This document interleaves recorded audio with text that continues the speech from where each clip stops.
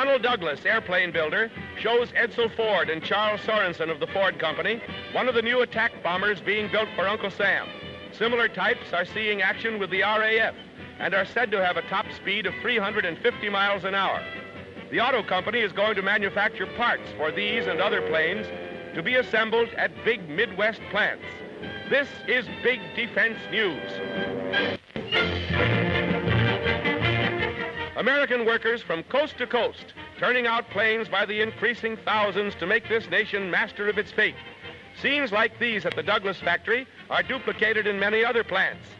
Building more and more planes for Britain and the United States.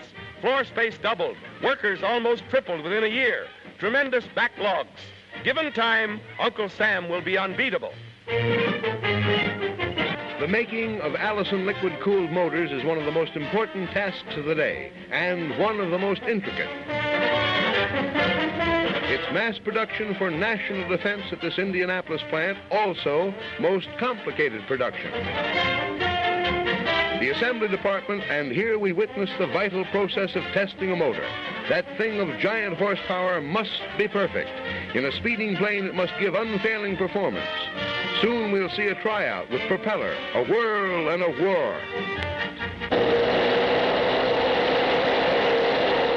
The test is more exacting than flying performance in a plane.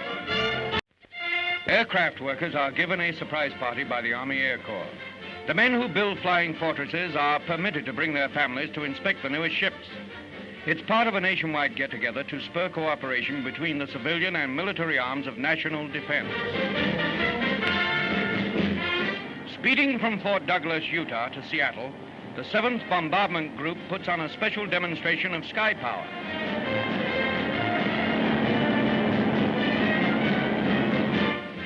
As the giant bombers soar above Mount Rainier, they let America know that Uncle Sam's long-range sentinels are on guard.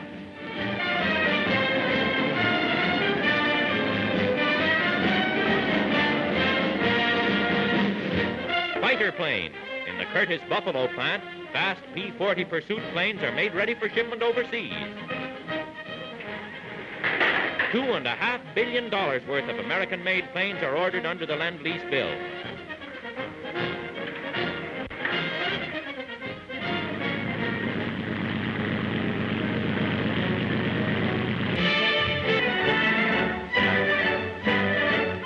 A giant Army B-24 bomber arrives for inspection by 78-year-old Henry Ford. Bodies for the big ships will soon roll off Ford assembly lines. Edsel Ford reveals that a few hundred Ford engineers have been in California getting production details for Father Henry. It's a gala day at the big consolidated plane plant. Canadian Air Marshal Bishop, the world's greatest living World War ace, who downed 72 enemy planes, is here to visit with plant heads and the 16,000 employees now turning out huge bombers for Britain. He's Canada's Air Force recruiting chief at home, but here he's just one of the boys.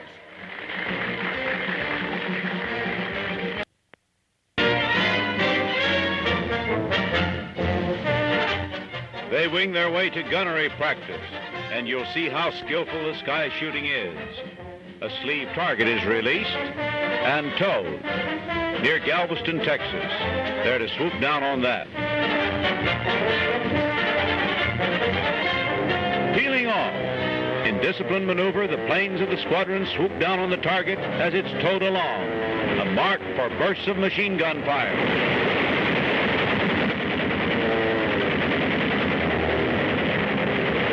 Like long experienced veterans of the Army Air Corps, yet they're Tensas National Guard aviators in training.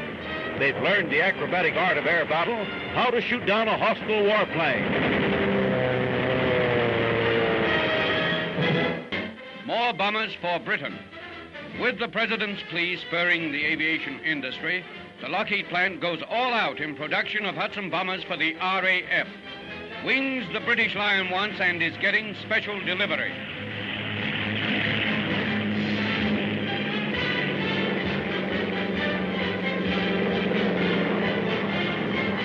While aiding England's airmen, Uncle Sam's not forgetting his own. The Army gets a Lightning interceptor. Powered by liquid-cooled motors, the ship can take off in a flash to intercept enemy bombers.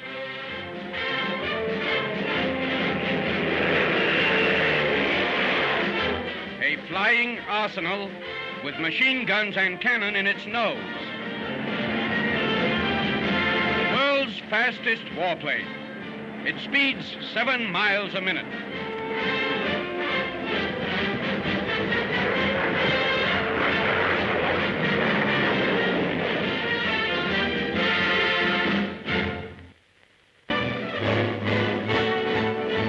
America's speed demon. So fast that ordinary men can opposite directions, the heavily armed P-38 cruises around 400. Opened up, well. Machine guns bark as one. 2 50 caliber guns in the nose, shooting right between the whirling propeller blades.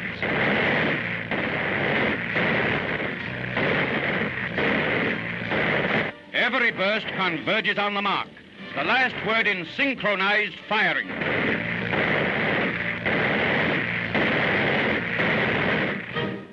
After 5 years, the biggest bomber ever built, the Douglas B-19 gets set for its trials.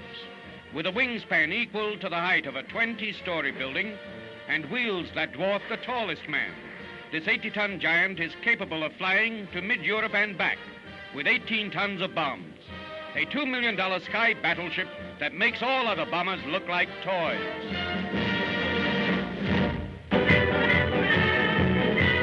New Yorkers get a look at a transport plane that may become one of Uncle Sam's most potent military weapons. The Curtiss-Wright transport, largest twin-engine plane in the country, is equipped to carry 36 passengers.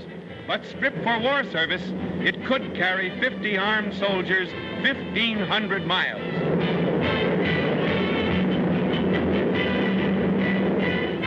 The Air Corps has 300 giants like these on order, a fleet capable of transporting 15,000 troops across the continent overnight.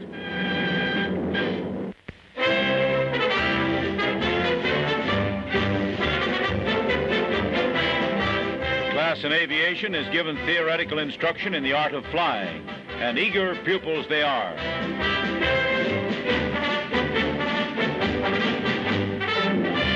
They go to get their diplomas at the Southwest Airways Thunderbird Field. They're graduates of Arizona's first school for training pilots. This is done under a private contract with the United States Army. Full-fledged birdmen now, ready to do their bit in the service of the sky.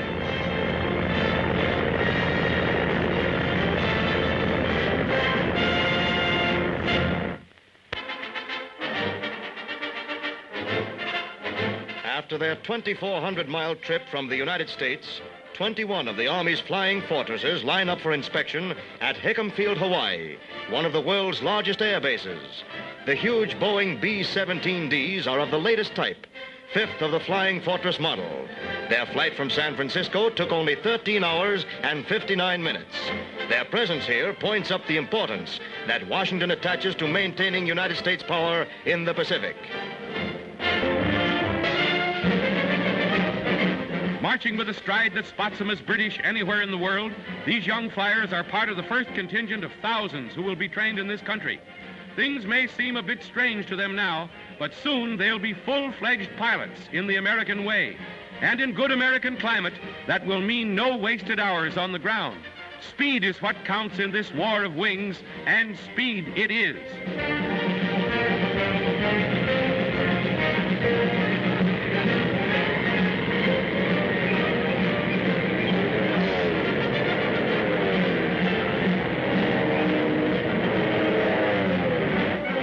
He's going native in a big way. It's a long way from Tipperary, but he's heard about cowboys, from movies perhaps, and say, don't they catch on quick?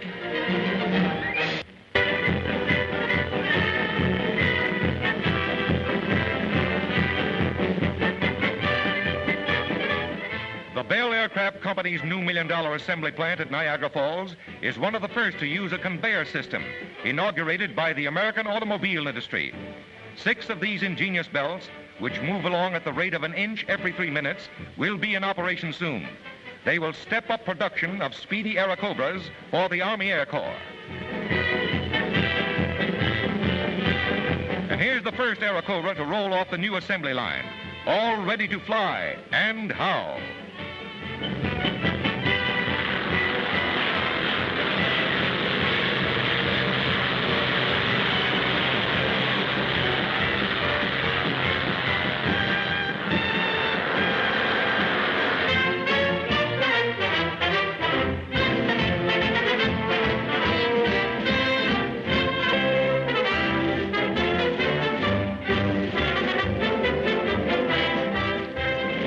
Test flight of the biggest airplane in the world, to be powerfully armed, gun turret in the tail.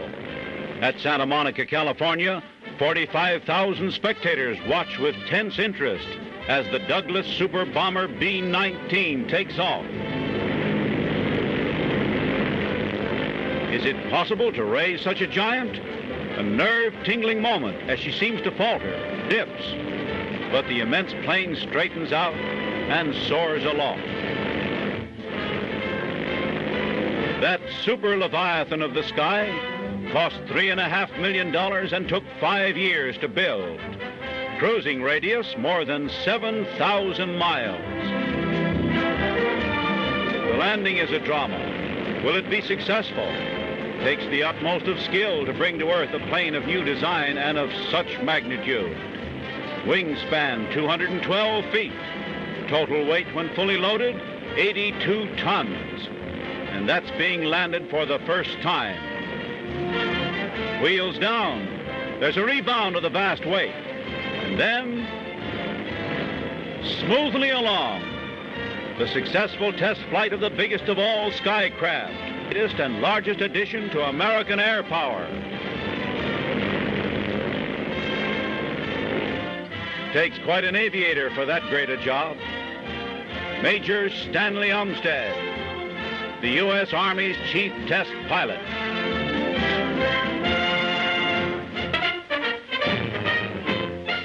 Another record for American aviation. Test pilot Bob Purcell is going aloft in a Curtiss P-40 Standard Army pursuit ship for a crack at the speed record. And, brother, he does, and how.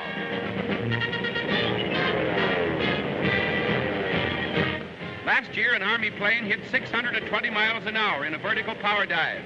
Purcell exceeds that by over 40 miles an hour. 661 miles per hour.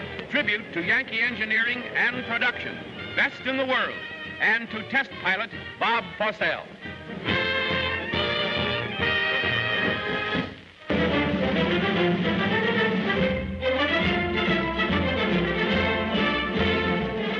First gunnery practice by a squadron of the latest and swiftest of fighting planes. They're heavily armed with machine guns and also with cannon. So load the aerial heavy artillery for practice at Camp Skeel at Oscoda, Michigan. And the planes are Airacobras. They go fast and they've got terrific firepower. Army flyers have their first test of marksmanship in this kind of super speedy fighter. There's the muzzle of the cannon in the nose of the plane. How will the aim be going so fast?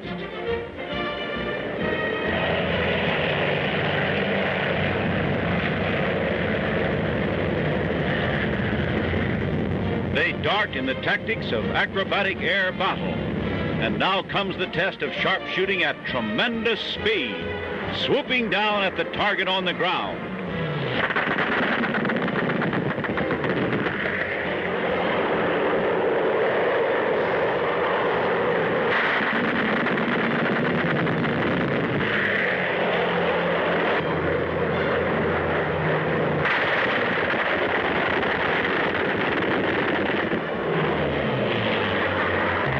Going as fast as a bullet, they shoot the bullets.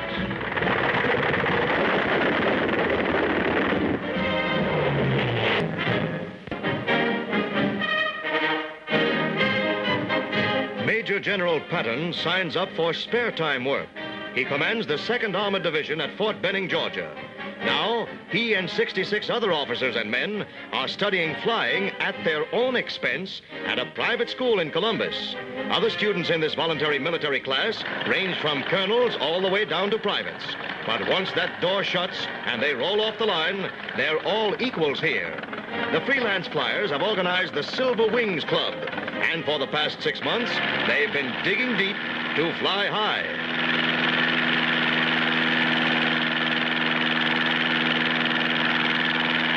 Instructors claim they're just as tough with officers as men. Anyhow, the planes can't tell the difference. The last flight, and graduates line up for their diplomas. Amateur Army flyers who invest their own pay to learn how.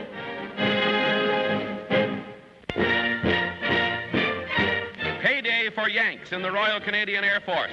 But it's just part of the game for these American lads who have pledged their lives in the fight for democracy.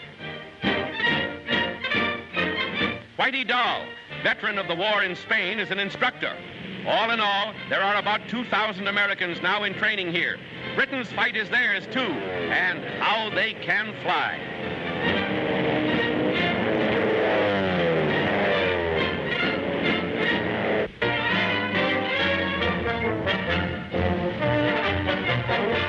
They've produced 2,000 fighters to date. And they're dedicating a new plant to bring production up to 500 planes a month. There's the 2,000th plane of the Curtiss P-40 type, rolling her out with ceremony. OPM Director Knudsen, Assistant Secretary of War Patterson, and other officials inspect the 2,000th plane. Okay, says Knudsen of the OPM, and then a flight by a squadron of fighters.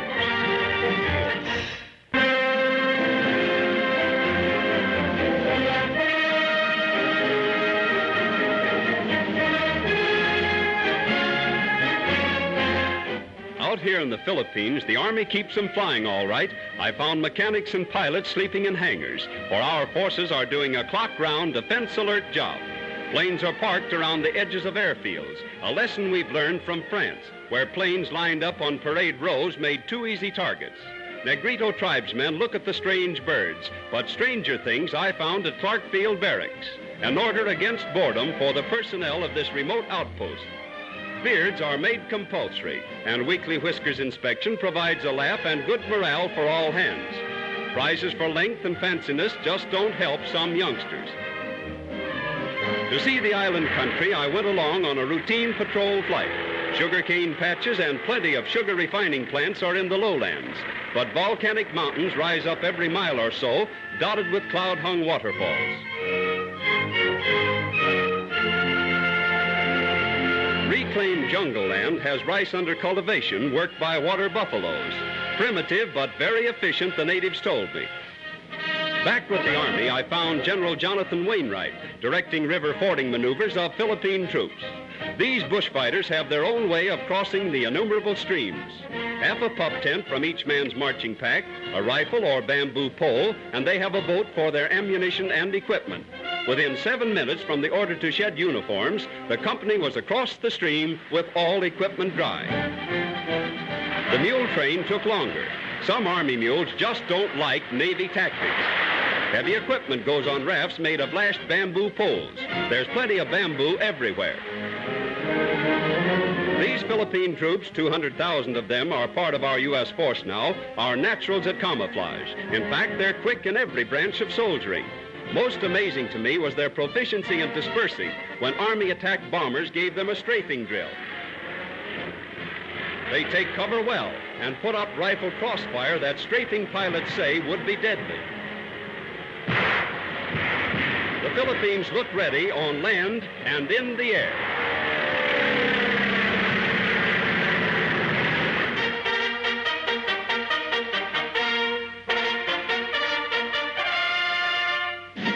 New Chief of the Army Air Corps Ferry Command, Colonel Robert Olds, whose exploits as a #1 Army airman have made flying history.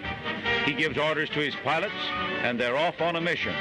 Their task is to pilot aid to Britain bombers to Canada, where the planes are taken over by the British to be flown across the Atlantic to Britain. So here at Detroit, the ferrying operation begins.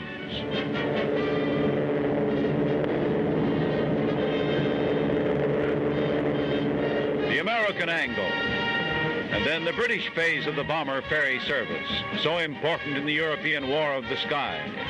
There's careful planning, charting of wind and weather. This is one of the most adventurous aspects of war aviation, the stream of American-built bombers across the ocean. The four-motor giant of longest range and two-motor jobs. Winging across 2,000 miles of water, destination England, there to play a part in Britain's increasingly powerful campaign of the sky. Test flight at Seattle of a new type of flying fortress, more streamlined, more powerful. Test flight a success. First time in the air, the world's mightiest bomber, B-17, newest air fighter for the U.S. Army and the RAF, is filmed from a United airliner.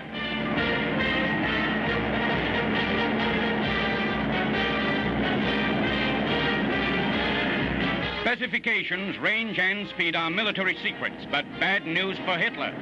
B-17 rides the sky lanes like a veteran.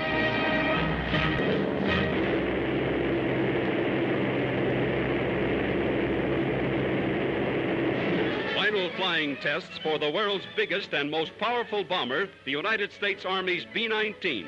The Sky King staggers the imagination. The rudder tip is 4 stories above ground. The landing wheels are 8 feet across and weigh over a ton apiece. To each wingtip is a half a block's walk. The Army crew goes aboard for the vital test flight. Lieutenant Colonel Umstead, only man to fly the big ship, is next to the last aboard. Then 4 18-cylinder motors start their roar of power. Inside the control cabin, the order is, up she goes.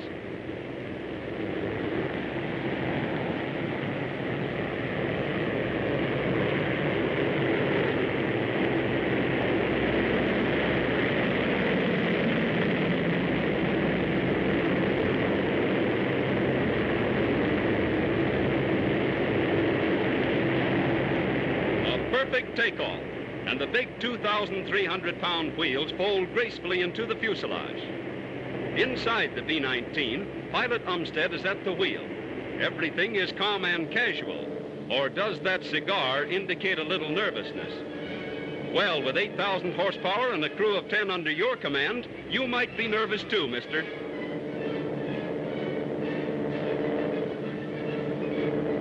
Gun turrets are all over the B-19. In all, there are 18 emergency exits for the crew. Now, let's look inside a wing. Man-sized passageways run through the wings to the motor repair stations. The motors are air-cooled. Each generates over 2,000 horsepower. Each wing also is designed to carry 6 bombs.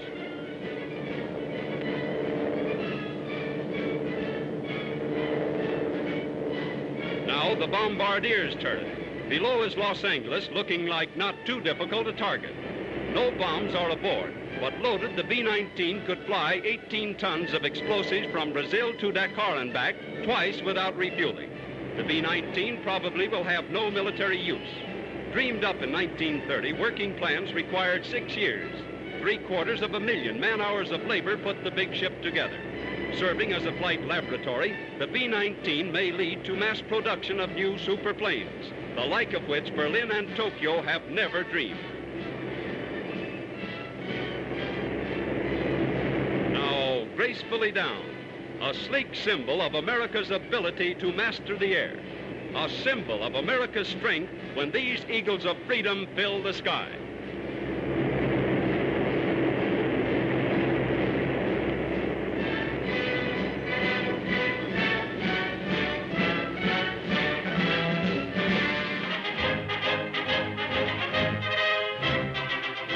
An air squadron filmed from our photographic plane. One of our movie cameras is stationed to shoot pictures right through a window in the side. And it makes quite a picture.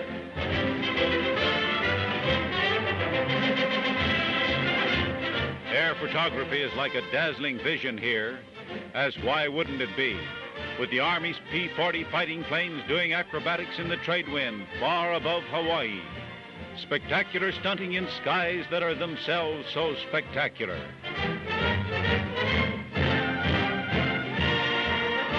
They say these latitudes of the South Sea are paradise for the romantic wanderer. Well, for a cameraman with an eye for cloud effects, these latitudes of the South Sea heavens are paradise indeed. West Coast Ferry Command of the United States Army Air Corps. Fighting planes for the RAF with newly commissioned American flight officers at the controls for the first leg of the 1,000-mile hop to Britain. Special training for a hand-picked group of Yankee pilots.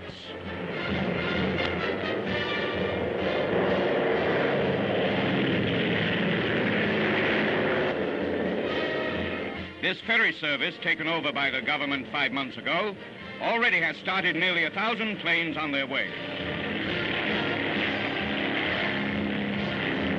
Uncle Sam's Air Force does its share to keep them flying for the RAF.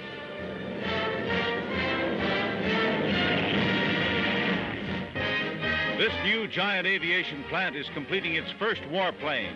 At Columbus, Ohio, the Curtiss Wright factory is the nation's largest for the building of dive bombers for the Navy. The National War Program for the Defeat of Japan calls for an immense increase of production for air power. This plant was built recently at a cost of $14 million and now turns out its first Navy dive bomber, the beginning of mass production. This mystery plane has long been rumored in the world of aviation. Now it is revealed in public flight.